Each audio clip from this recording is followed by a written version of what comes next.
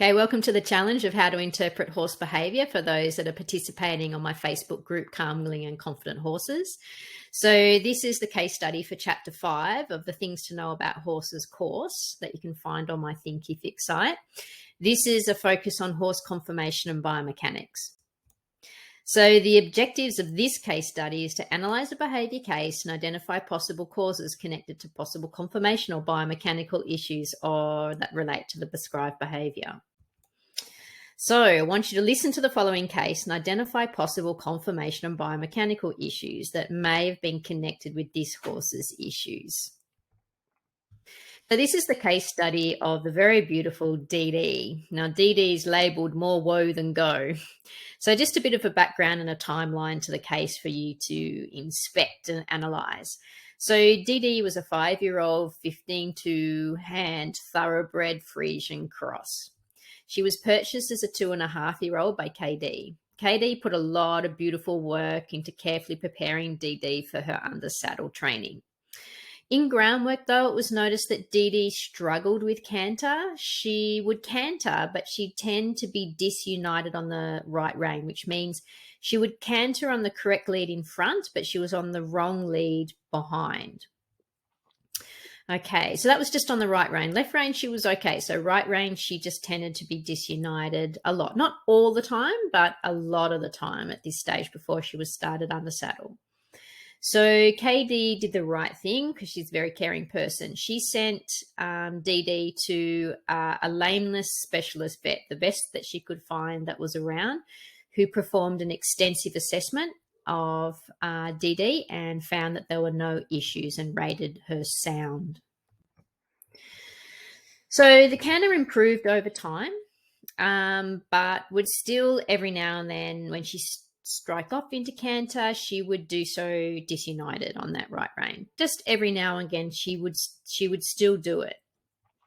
So at 4 years, DD was started under saddle and was described as a real dream to train by the trainer and labelled her one of the most favourite horses that he'd ever started, and that she'd been really well prepared. The trainer did describe her as having more woe than go. Now, on returning from the trainer, KD as well did the right thing. She got a professional saddle fitter to come out and recommend and fit a saddle for DD. So the saddle fitter reported that DD was very difficult to fit a saddle to and recommended a saddle that a KD just couldn't afford. Okay, it was really expensive.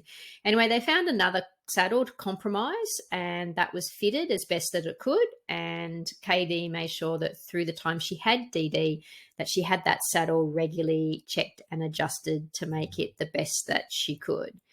And I think also through time, she actually even got another saddle over time, and that was a little bit better than that one, and had that fitted as well. So although DD was very quiet and quite unflappable, she was quite brave. She really struggled to move freely forward in her work. You know, she would trot, but it was slow, and she'd be inclined to want to drop to walk. So she was very willing. You'd only had to kind of breathe out or think about stopping, and DD would put on the brakes.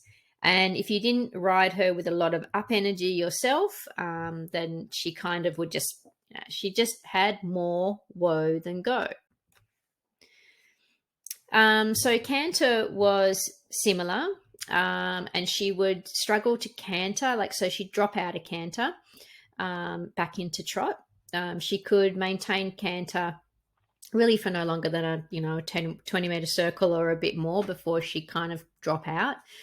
And although this improved over time, so she did show improvement, the improvement was quite slow.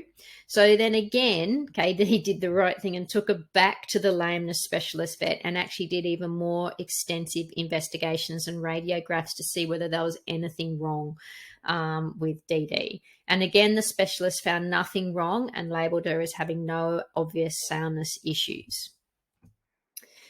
So quite heartbroken, KD realises and accepted that DD was just really going to struggle with the sport she was interested in, which was dressage, and found DD an absolutely beautiful home with SJ, who really enjoyed carriage driving, but she was looking for a riding horse to enjoy just walking about on her farm.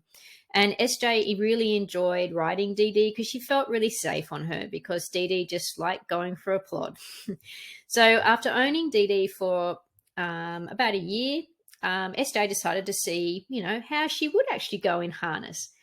Anyway, Dee Dee's absolutely flourished as a carriage horse, and both in singles and in doubles, and has really transferred over to that other sport really, really well. So again, the activity. So you've heard the case. So I want you to have a look. You've heard the story. I've got some photographs now of Dee Dee for you to have a look at. And I know by this stage, because we've looked through lots of the chapters now of the course, we've got lots of knowledge now to have a look at, to analyze behavior. But for this one here, and it's quite okay to report on other things you might think, because they're absolutely relevant. But in this one, I really want you to have like a bit of a focus on conformation and biomechanics. So here is a photograph of Dee Dee. So this is Dee Dee here. And unfortunately, I've just cut her feet off, but this is Dee Dee. She, as I said again, she's a thoroughbred crossed with a Friesian. So she's a thoroughbred crossed with a Friesian, or more like a draft conformation, and a thoroughbred racing conformation, most likely. Haven't actually got pictures of her actual dam and sire, but those two breeds are what she's combined of. So this is Dee Dee. Okay, and now, of course, like her traveling in carriage, okay, where she's just absolutely flourished, whilst as she struggled being ridden. Well, she was happy just to walk, just to go for a walk. That was her favourite thing. But any more energy than that, she just really struggled. It wasn't her, like, she couldn't find like a real comfort point in going forward. However, in carriage, she has really flourished and she's no longer labelled more woe than go. She's found her point. Okay, so really looking forward to what you can see and your thoughts on this particular case.